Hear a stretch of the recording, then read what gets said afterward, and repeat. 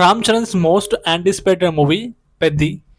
ఈ movie pre release business record లెవెల్లో జరుగుతుంది. ఒక ఓవర్సీస్లోనే 87 crores ఈ మూవీ రైట్స్ని అమ్మిరంట. 87 crores అంటే రామ్ చరణ్స్ కెరీర్లో ఇదే బిగ్గెస్ట్ డీల్. త్రిపురాన్ని మినహాయించి చెప్తున్నా, సోలో కెరీర్లో ఇదే బిగ్గెస్ట్ డీల్ రామ్ చరణ్కి. స్పెసిఫికలీ నార్త్ అమెరికాలో మాట్లాడుకుంటే, ఒక నార్త్ అమెరికాలోనే $7 million ఈ మూవీ రైట్స్ని అమ్మడం జరిగింది. మనందరికీ తెలుసు, తెలుగు ఫిల్మ్ ఇండస్ట్రీకి యూఎస్ఏ మార్కెట్ చాలా ఇంపార్టెంట్. ఓవర్సీస్లో మ్యాక్సిమం మనకి యూఎస్ఏ నుంచి కలెక్షన్స్ ఎక్కువ వస్తాయి.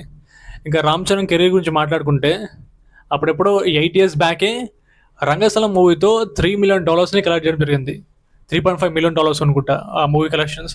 అప్పటికి అదే పెద్ద రికార్డ్. పాన్ ఇండియా లెవెల్లో డైరెక్టర్ లేకపోయినా, పాన్ ఇండియా సబ్జెక్ట్గా ఈ మూవీ ప్రమోట్ కాకపోయినా, ఎంత పెద్ద రికార్డ్ డీల్ జరిగిందంటే డెఫినెట్లీ రామ్ చరణ్ ఇంకొన స్టార్ట్ వల్లనే. అయినా 8 years బ్యాకే నార్త్ అమెరికాలో $3.5 million కలెక్ట్ చేసిందంటే రంగస్థలం. జస్ట్ ఇమాజిన్, ఈ 2026లో ఒక ప్రాపర్ సినిమా పడితే, ఈ మూవీకి మంచి పాజిటివ్ టాక్ పడితే ఏ లెవెల్లో ఓవర్సీస్లో రికార్డ్ బ్రేక్ అవుతుందో ఆలోచించండి. నేను కొన్ని ట్వీట్స్ చూసిన సోషల్ మీడియాలో. కొంతమంది ఈ చిక్రీ చిక్రీ సాంగ్ని, లేకపోతే ఈ మూవీ టీజర్ని పుష్ప మూవీతోటి కంపేర్ చేస్తున్నారు. చాలామందికి అప్పుడే అర్థమైంది, చాలామందికి తెలియదు పుష్ప కంటే ముందు రంగస్థలం మూవీ వచ్చిందని. నేను అనుకుంటున్నా, ఒకవేళ ఈ మూవీ ప్రాపర్ హిట్ అవుతే డెఫినెట్లీ మళ్ళీ జనాలందరూ, ఎస్పెషలీ హిందీ ఆడియన్స్, రంగస్థలం మూవీని చూస్తారనుకుంటున్నా. మగధీర తర్వాత రామ్ చరణ్ కెరీర్లో నాకు బాగా ఇష్టమైన మూవీ రంగస్థలం. ఆ మూవీ చూస్తే నార్త్ టు సౌత్ అందరికీ అర్థమవుతుంది రామ్ చరణ్ ఎంత ఎక్స్ట్రాడినరీ యాక్టరో. ఇంకా ఈ మూవీ నెట్ఫ్లిక్స్ డీల్ గురించి మాట్లాడుకుంటే, నెట్ఫ్లిక్స్ నుంచి కూడా ఒక రికార్డ్ డీల్ క్రియేట్ అయింది. 130 crores ఈ మూవీ రైట్స్ని అమ్మిరంట, అన్ని లాంగ్వేజ్ కలిపి. ఈ మధ్యకాలంలో ఓటీటీ ప్లాట్ఫామ్స్ ఒకప్పుడులా కనుక్కోవట్లో. ఈ మధ్య ఏమైపోయిందంటే, ఒకప్పుడు వాళ్ళకి మన ఇండియాలో సబ్స్క్రైబర్స్ లేని టైంలో రికార్డ్ ప్రైస్లో మనీ పెట్టి మన మూవీస్ కొంటుండే.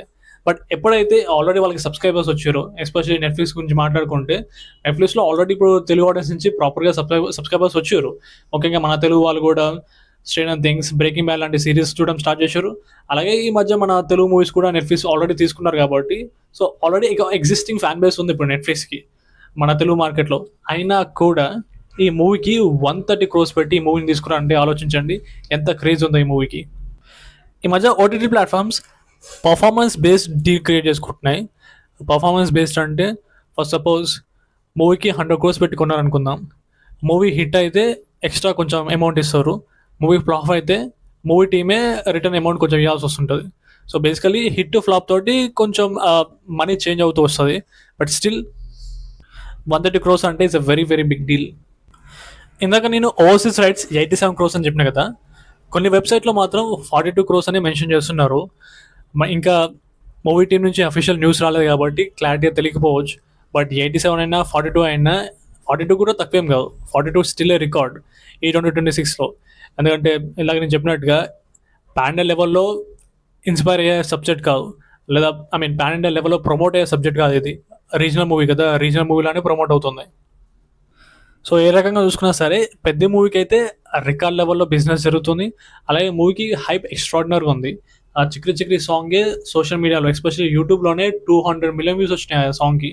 అలాగే ఇన్స్టాగ్రామ్లో చాలామంది రీల్స్ చేశారు, యూట్యూబ్లో షార్ట్ చేశారు. క్రేజ్ అయితే మామూలు లేదు. ఈ మధ్యకాలంలో మరొక సాంగ్ రిలీజ్ అవుతుందని చెప్పారు, బట్ ఇంకా అఫీషియల్ న్యూస్ ఏం రాలేదు. సో దానికోసం ఆడియన్స్ అందరూ వెయిట్ చేస్తున్నారు. ఇంతకుముందు February 14th or 15th ఆ సెకండ్ సాంగ్ రిలీజ్ అవుతుందన్నారు. బట్ చూస్తుంటే ఇంకా అఫీషియల్ న్యూస్ రాలేదు కాబట్టి 14th or 15th కూడా రిలీజ్ అయ్యేటట్టు కనపడట్లేదు. నాకు తెలిసినంత వరకు మూవీ టీం కొంచెం డిలే చేస్తున్నట్టు. ఎందుకంటే ఈ పాటికి సెకండ్ సాంగ్ వచ్చుంటే బాగుండేది. చిక్రీ చిక్రీ సాంగ్ వచ్చి 3 months దాటిపోయింది. క్రేజ్ ఇలాగే కంటిన్యూ అవ్వాలంటే ఈ పాటికి ఇంకో సాంగ్ వస్తే బాగుండేది. ఎనివే, కొంచెం లేట్ అయినప్పుడు సరే సాంగ్ బాగుండేది, అదే చాలు కదా. పైగా ఈ మూవీ రిలీజ్ని March 27th నుంచి April 30కి పోస్ట్పోన్ చేశారు. సో ఇప్పుడు కొంచెం టైం ఉంది, ఇంకా 1.5 month టైం ఉంది కాబట్టి క్రేజ్ని బిల్డ్ చేసుకోవచ్చు మళ్ళీ. నాకు తెలిసినంత వరకు ఇది ఒక మాస్ సాంగ్ అంటున్నారు. సెకండ్ సాంగ్ ఆల్రెడీ ఒక మెలోడీ సాంగ్ వచ్చింది, బ్లాక్ బస్టర్ అయిపోయింది. ఇప్పుడు ఈ మాస్ సాంగ్ కూడా బ్లాక్ బస్టర్ అవుతుంది అనుకుంటున్నా. ఎంతైనా రామ్ చరణ్కి క్లాస్ అయినా మాస్ అయినా రెండు బాగా సూట్ అవుతాయి.